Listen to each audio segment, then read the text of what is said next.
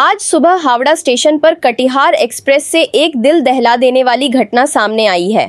हावड़ा पहुंचने के बाद ट्रेन के विकलांग कोच के बर्थ से एक व्यक्ति का शव बरामद हुआ। मृतक की पहचान 60 वर्षीय तबला शिक्षक सौमित्र चट्टोपाध्याय के रूप में हुई है, जो बैली घोषपाड़ा के निवासी थे। पुलिस ने पुष्टि की है कि उनकी हत्या की गई है, क्योंकि उनके सीने और पेट पर 3 बार चाकू से वार किया गया था। शुरुआत में मृतक के पास से कोई पहचान पत्र या टिकट नहीं मिला, जिससे उनकी पहचान करना मुश्किल हो गया। बाद में उनके परिवार ने शव की पहचान की। परिजनों के अनुसार सौमित्र चट्टोपाध्याय सोमवार रात करीब 10 BAJ के 30 मिनट कटिहार बिहार से ट्रेन में सवार हुए थे। वह कटिहार में तबला सिखाने गए थे। सोमवार रात के बाद से उनके परिवार का उनसे कोई संपर्क नहीं हो पाया। मंगलवार सुबह करीब 7 BAJ के 30 मिनट ट्रेन हावड़ा पहुंची, तब विकलांग कोच के बर्थ पर उनका शव मिला। रेलवे पुलिस का मानना है कि हत्या ट्रेन में मालदा स्टेशन से पहले की गई होगी।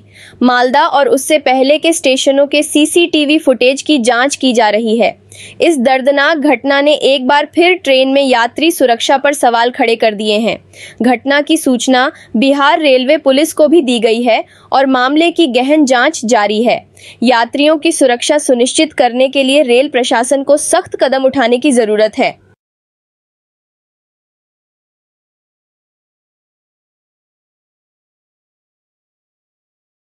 আপনারা কি তদন্ত ভার নিচ্ছেন? এখন কি করে বলবো, দেখতে দিন কেসটা, দেখি আমরা, সময় দিন আমাদের। উনি কাঠিয়ার থেকে সোমবার ট্রেন ধরেছিলেন, কাঠিয়ার হাওড়া এক্সপ্রেস। 19 তারিখ, হ্যাঁ 19 তারিখ, হ্যাঁ। তারপরে উনি ট্রেনে উঠে 10টা 15 নাগাদ মাকে ফোন করেছিল ট্রেনে, যে এরকম আমি ট্রেনে উঠে গেছি, বসে গেছি, ট্রেন হয়তো ছাড়বে 10-15 মিনিটের মধ্যে। এবার পরের দিন সকালবেলা 8টার মধ্যেই পৌঁছে যায়। তো এইটুকু কথা মায়ের সাথে হয়েছে। কাঠিয়ারে তার আগে কার একটা বাড়িতে নিমন্ত্রণ ছিল, কোন স্টুডেন্ট বা কিছু হবে, ডিটেলস অত জানি না। তো নিমন্ত্রণ খেয়ে উনি ট্রেনে উঠেছেন, ঠিক আছে, উঠে মাকে ফোন করেছে। এবার পরের দিন যখন দেখছি আমরা 9টা, 9:30, 10টা বেজে গেছে। হ্যাঁ, প্রত্যেকবার উনি যখন ফেরেন 7টা 8টা বাজেই না, 7টা থেকে 7:30টার মধ্যেই উনি ঘরে ঢুকে যান। কিন্তু যখন দেখছি 9টা, 9:30, 10টা বেজে গেছে, তখনও ঢোকেনি ঘরে, তখন মা ফোন করা শুরু করে, আমিও ফোন করা শুরু করি।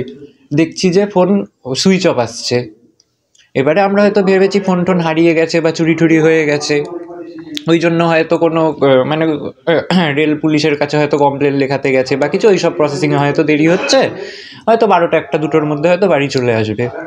কিন্তু যখন দেখছি মানে সন্ধ্যে 7টা বেজে গেছে, তখনও পাওয়া যাচ্ছে না, কোনো পাত্তা নেই। এদিকে ফোনও করে যাচ্ছি, ফোন সুইচ অফ কন্টিনিউয়াসলি বলছে। তখন আমি আর আমার এক মাসিকে নিয়ে, ভাইকে নিয়ে নিশ্চিন্দা থানায় গেলাম। তো নিশ্চিন্দা থানায় বলছে ওরা যে দেখুন, এটা তো কোনো রাস্তাঘাটে তো আর কোনো ব্যাপার না যে আমরা থানায়, যদি এটা রাস্তা বাই রোড হতো, উনি গাড়িতে আসছেন, ট্যাক্সিতে আসছেন, তাহলে আমরা আশেপাশে নিয়ারেস্ট থানায় ফোন করে করতে পারতাম। কিন্তু এটা যেহেতু ট্রেনে হয়েছে, এটা পুরোটাই হচ্ছে গিয়ে রেল পুলিশের আন্ডারে। তো আপনি এটাই বেটার হবে, হয় কাঠিয়ার রেল পুলিশে কন্ট্যাক্ট করুন, তা না হলে যেহেতু ট্রেনটা হাওড়ায় আসার কথা, তো আপনি আগে হাওড়ায় কন্ট্যাক্ট করুন, কি ব্যাপার কি বৃত্তান্ত। তারপরে আমার এক দাদা হাওড়ার GRP অফিসের থেকে কি বলে ফোন নাম্বার জোগাড় করেছিল। তো আমি রাত 10টা 10:30টার সময় যে হাওড়া GRPতে ফোন করি। তো তখন বলল যে হ্যাঁ, এরকম একজন ওই কি বলে কাঠিয়ার হাওড়া ট্রেনে, স্পেশাল ট্রেনে একটা ডেড বডি পাওয়া গেছে। ওটা তখন ফোনে অত ডিটেলস দেয়নি। তো বললো আপনারা যদি ভেরিফাই কিছু করতে হয় আমাকে তাহলে একটা ফটো পাঠান হোয়াটসঅ্যাপে, তাহলে আমরা ফেস ম্যাচিং করে বলতে পারি আপনাদের কিছু।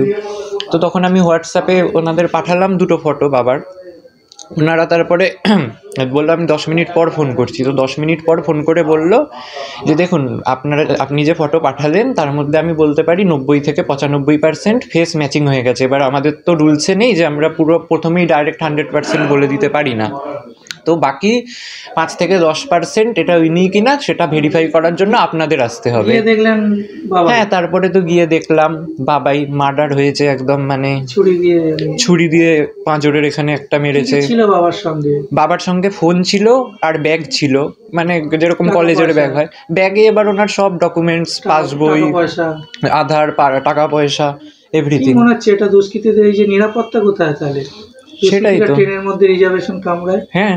আর ইভেন আমার বাবা যেহেতু হ্যান্ডিক্যাপ্ট ছিলেন, ওনার তো হ্যান্ডিক্যাপ্ট সার্টিফিকেট ছিল, যার জন্য উনি হ্যান্ডিক্যাপ্ট কোচে উঠতেন। এবার হ্যান্ডিক্যাপ্ট কোচের তো নিয়ম যে ট্রেন যেখান দিয়ে ছাড়ছে, যেখানে পৌঁছচ্ছে, ততক্ষণ একজন না একজন আরপিএফ বা কারুর তো থাকা উচিত, তাই না? সে যদি থাকতো তাহলে তো আজ এই ঘটনাটা ঘটতো না। আপনারা তাহলে কি নিরাপত্তার অভাব বোধ করছেন রেলে? অবশ্যই করছি। কি করে দাবি করছেন রেলের বিরুদ্ধে কোনো? রেলের তো আমরা তো দাবি করছি ক্রিমিনাল যত অ্যাজ সুন অ্যাজ পসিবল যেন ধরা পড়ে। আপনার নাম, আপনি কে হন? আমি অর্ক চ্যাটার্জি, যিনি ভিকটিম তার ছেলে, আমি একমাত্র ছেলে।